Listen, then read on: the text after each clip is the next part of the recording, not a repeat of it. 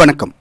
பங்களாதேஷில் ஏற்பட்டுள்ள கலவரம் காரணமாக அங்கு இயங்கி வந்த பல நிறுவனங்கள் தற்காலிகமாக மூடப்பட வேண்டிய நிலை ஏற்பட்டுள்ளது அல்லது சில நாட்களுக்கு அவற்றின் செயல்பாடுகள் முடங்கி போயிருந்தன. இந்தியா உள்ளிட்ட பல நாடுகளுக்கு வங்கதேசத்தில் தூதரகங்கள் உள்ளன. இந்நிலையில் கடந்த ஆகஸ்ட் 15ஆம் தேதி வங்கதேசத்தில் இந்திய கொடி பட்டொளி வீசி பறந்துள்ளது. ஆகஸ்ட் 15 அன்று இந்திய உயர்ஸ்தானிகர் ஆலயம் தமது ட்விட்டர் கணக்கில் வங்கதேசத்தில் கொடியேற்றப்பட்ட படங்களை பகிர்ந்துள்ளது. இந்த காட்சிகளுக்கு அதிக முக்கியத்துவம் உள்ளது. இதை நாம் எப்படி புரிந்து கொள்வது?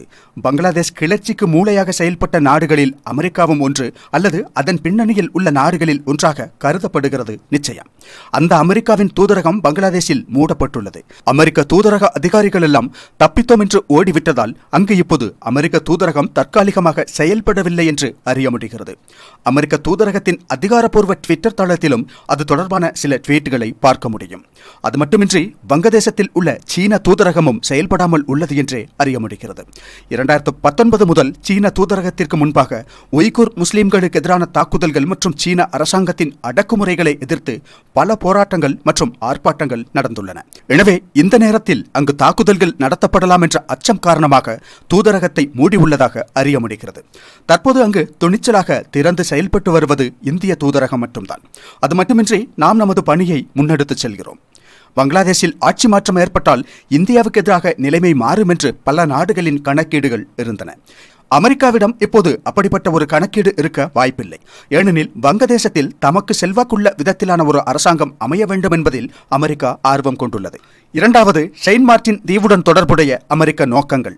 வங்காள விரிகுடா பகுதியில் தமக்கு ஒரு இராணுவ நிலை இருக்க வேண்டும் என்று விரும்புகிறது அமெரிக்கா. அதற்கான அவர்களின் முயற்சிகள் பின் சீனாவை கண்காணித்து சீனாவின் நடவடிக்கைகளில் தலையிட்டு சீனாவுக்கு அச்சுறுத்தலாக மாறி இங்கு இருக்க வேண்டும் என்று கருதுகிறது அந்நாடு.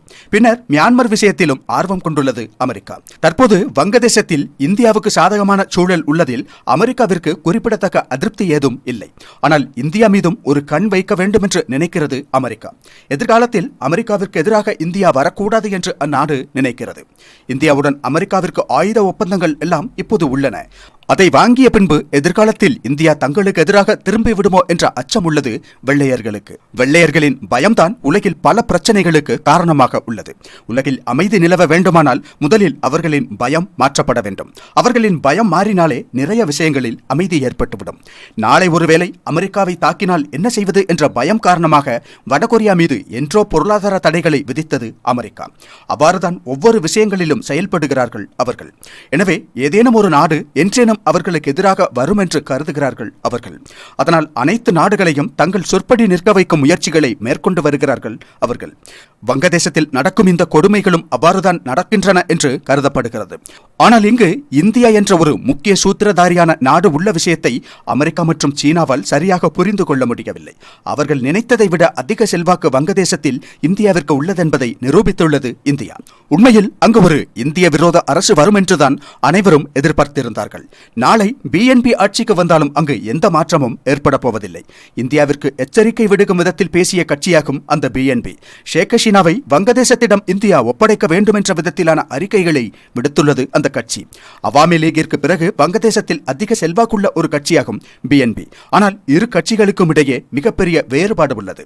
அவாமி லீக் தான் இப்போதும் வங்கதேசத்தில் மிகவும் வலிமையான கட்சியாக உள்ளது.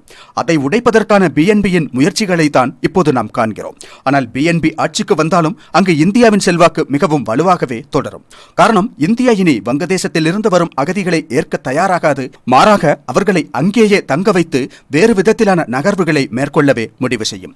ஒருவேளை நிலைமை கைமீறி போனால் நமது சிலிகுரி பாதையின் அளவு பெரியதாகும் என்றும் அவர்களுக்கு நன்றாகவே தெரியும். அதனால் இந்தியாவுக்கு எதிரான பெரிய ஆட்டங்களுக்கு வங்கதேசம் தயாராக இல்லை. அதோடு வங்கதேசத்தில் இந்தியாவின் நெட்வொர்க் மிகவும் வலுவாக உள்ளது. வங்கதேசத்தில் இந்தியாவின் செல்வாக்கை பற்றி நீங்கள் தெரிந்து கொள்ள விரும்பினால் பங்களாதேஷின் ஆலோசகராக தற்போது இருக்கும் யூனுஸ் பிரதமர் நரேந்திர மோடியை அழைத்து பேசியதும் வாய்ஸ் ஆப் குளோபல் சவுத்தில் பங்கேற்றதுமெல்லாம் எந்த அரசு வந்தாலும் இந்தியாவை தவிர்க்க முடியாது என்பதையே விளக்குகின்றன. வங்கதேசத்தில் அரசியல் ரீதியாக இந்தியாவுக்கு அந்த அளவு செல்வாக்குள்ளது. இந்தியா அந்த செல்வாக்கை தக்க வைக்கத்தான் வேண்டும். வங்கதேசத்தின் புவியியல் அமைப்பை பார்த்தால் ஒரே ஒரு புறம் மட்டும் வங்கக்கடல் எல்லையாக அமைந்துள்ளது. மீதமுள்ள 3 பக்கமும் இந்தியாவால் தான் சூழப்பட்டுள்ளது அந்நாடு. மிகச்சிறிய பகுதி மட்டுமே மியான்மருடன் எல்லையை கொண்டுள்ளது அந்நாடு. எனவே வங்கதேசத்திற்குள் இந்தியாவினுடையதான நோக்கங்கள் நிச்சயம் நிறையவே இருக்கும். காரணம், பங்களாதேஷ் உண்மையில் இந்தியாவிற்குள் ஒரு நாடு போல் அமைந்துள்ளது. எனவே அங்குள்ள அரசியல் சூழ்நிலைகளை உன்னிப்பாக கண்காணித்து அந்நாட்டில் எழும் நெருக்கடிகளை உடனடியாக முடிவுக்கு கொண்டு வர உரிய தலையீடுகளை இந்தியா மேற்கொள்ள வேண்டிய அவசியம் உள்ளது. காரணம், அவை நமது பாதுகாப்பையும் கூட பாதிக்கும் விஷயங்களாகும். எனவே இந்தியாவின் பணிகளை சிறப்பாக செய்து வருகிறது. அதாவது ஆட்சி கவிழ்ப்பிற்கு முயற்சித்தவர்களால் ஷேக் ஹசீனாவை தற்காலிகமாக வீழ்த்த முடிந்தாலும் வங்கதேசத்தில் இந்தியாவின் செல்வாக்கில் எந்த மாற்றத்தையும் கொண்டு வர முடியவில்லை. அது சாத்தியமும் அல்ல. இந்தியாவின் நெட்வொர்க் அங்கு அவ்வளவு வலிமையாக உள்ளது.